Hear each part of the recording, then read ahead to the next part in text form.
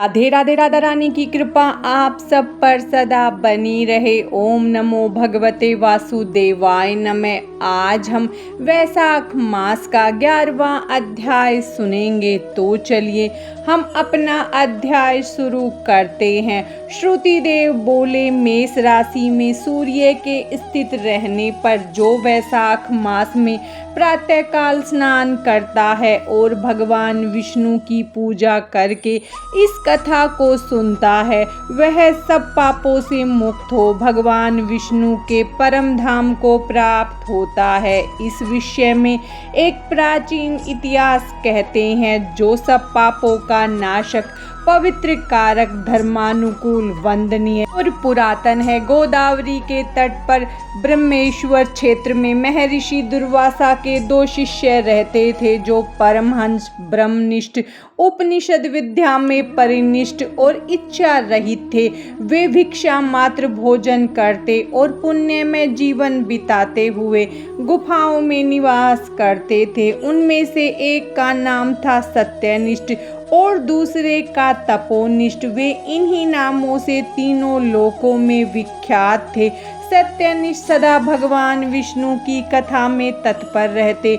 जब कोई श्रोता अथवा वक्ता न होता तो वे अपने नित्य कर्म किया करते थे। यदि कोई श्रोता उपस्थित होता तो वे उसे निरंतर भागवत कथा सुनाते, और यदि कोई कथावाचक भगवान विष्णु की कल्याणमयी पवित्र कथा कहता तो वे अपने सब कर्मों को छोड़कर स्वर्ण में तत्पर होकर उस कथा को सुनने लगते थे। वे अत्यंत दूर के तीर्थों और देव मंदिरों को छोड़कर तथा कथा विरोधी कर्मों का परित्याग करके भगवान की दिव्य कथा सुनते और श्रोताओं को स्वयं भी सुनाते थे।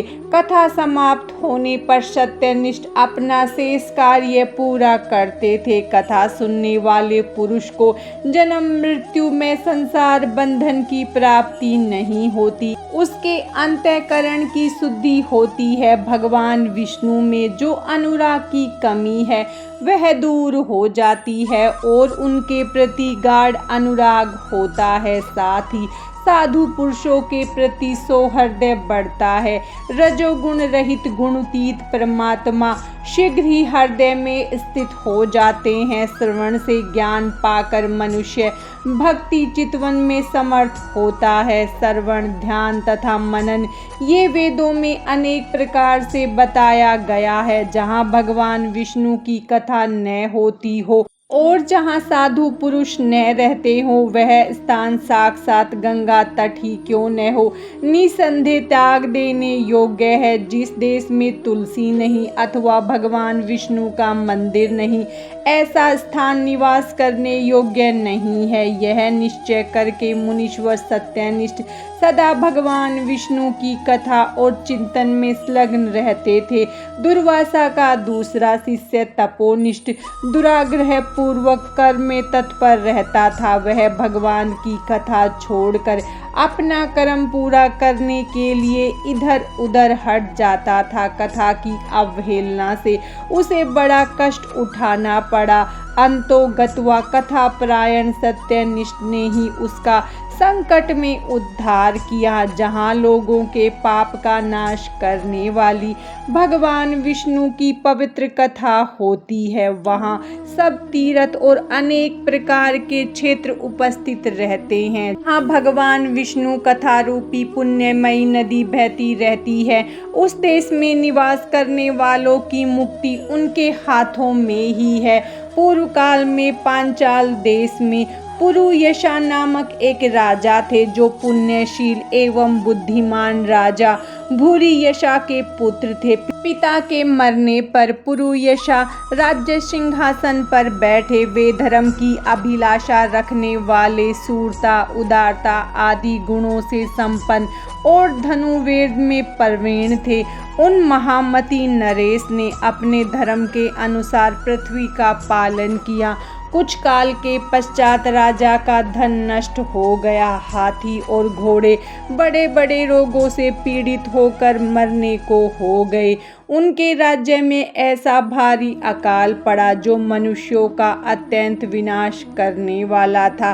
पांचाल नरेश राजा पुरुयश को निर्बल जानकर उनके शत्रुओं ने आक्रमण कर दिया और युद्ध में उनको जीत लिया। तदंतर पराजित हुए राजा ने अपनी पत्नी सिखिनी के साथ पर्वत की कंदरा में प्रवेश किया। साथ में दासी आदि सेवक गण भी थे।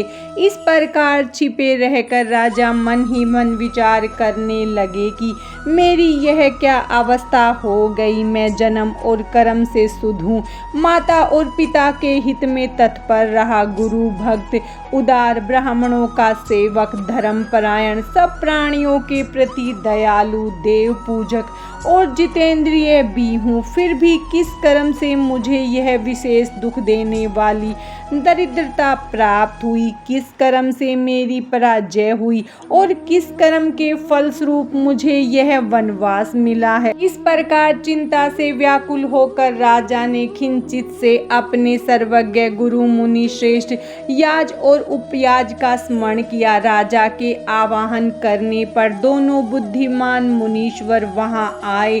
उन्हें देखकर पांचाल प्रिय नरेश सहसा उठकर खड़े हो गए और बड़ी भक्ति के साथ गुरु के चरणों में मस्तक रखकर प्रणाम किया। फिर वन में पैदा होने वाली शुभ सामग्रियों के द्वारा उन्होंने उन दोनों का पूजन किया और विनीत भाव से पूछा, विप्रवरों, मैं गुरु चरणों में भक्ति रखने वाला हूँ। मुझे किस कर्म के कारण यह दरिद्रता, कोष, हानि और शत्रुओं से पराजय प्राप्त हुई? किस कारण से मेरा वनवास हुआ और मुझे अकेले रहना पड़ा? मेरे न कोई पुत्र है, न भाई है और न हितकारी मित्र ही है।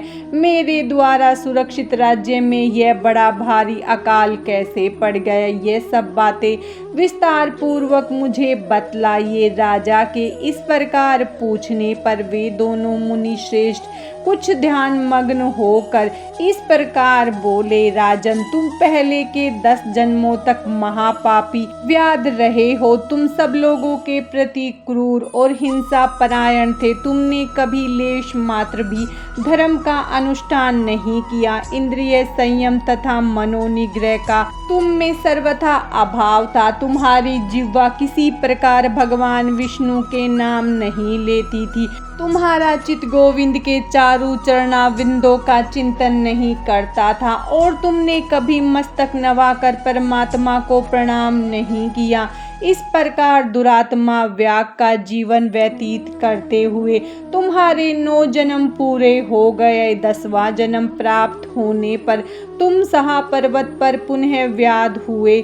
वहाँ सब लोगों के प्रति क्रूरता करना ही तुम्हारा स्वभाव था। तुम मनुष्यों के लिए यम के समान थे, दयाहीन, शास्त्र जीवी, हिंसा परायण थे। अपनी स्त्री के साथ रहते हुए राह चलने वाले पथिकों को तुम बड़ा कष्ट दिया करते थे, बड़े भारी शठ थे।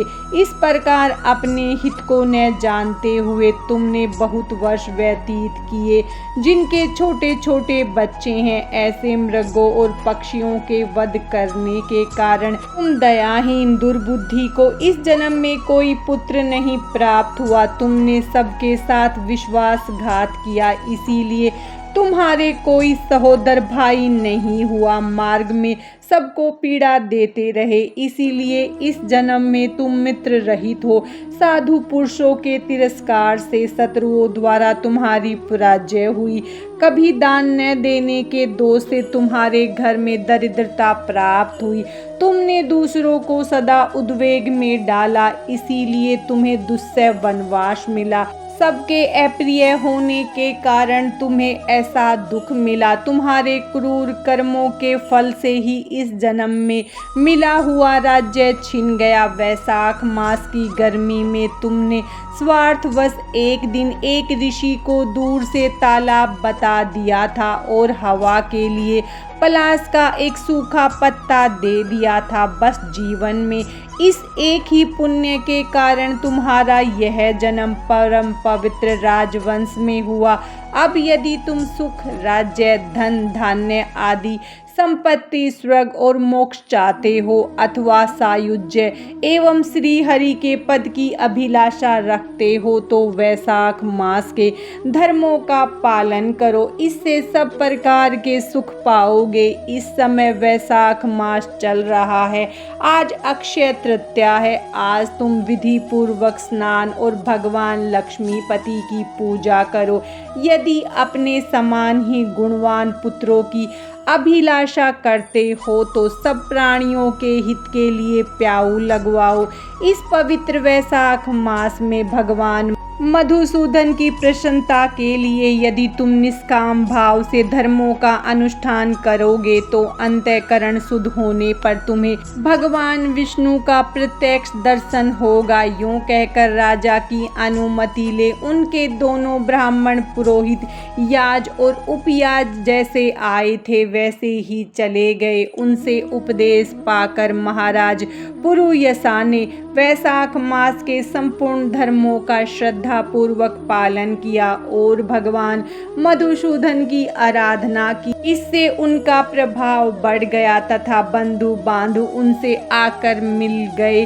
तत्पश्चात वे मरने से बची हुई सेना को साथ ले बंधुओं सहित पांचाल नगरी के समीप आए। उस समय पांचाल राजा के साथ राजाओं का पुनः संग्राम हुआ। महारथी पुरुयसा ने अकेले ही समस्त महाबाहु राजाओं पर विजय पाई। विरोधी राजाओं ने भागकर विभिन्न देशों में मार्गों का आश्रय लिया। विजयी पांचाल राज ने भागे हुए राजाओं के कोष, 10 करोड़ घोड़े, 3 करोड़ हाथी, 1 अरब रथ, 10,000 ऊँट और 3 लाख खच्चरों को अपने अधिकार में करके अपनी पुरी में पहुंचा दिया।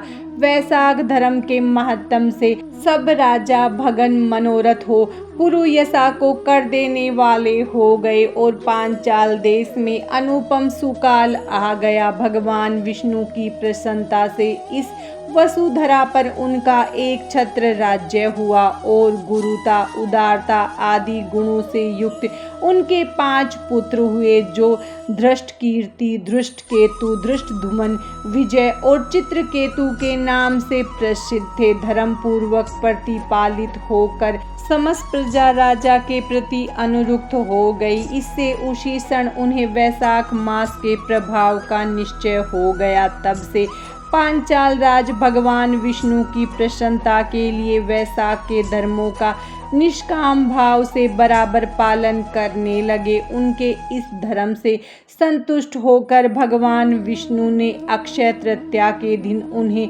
प्रत्यक्ष दर्शन दिए। वैशाख मास का 11वां अध्याय समाप्तम। भगवान श्री हरि विष्णु और माता लक्ष्मी की कृपा आप सब पर सदा बनी रहे। राधे राधे।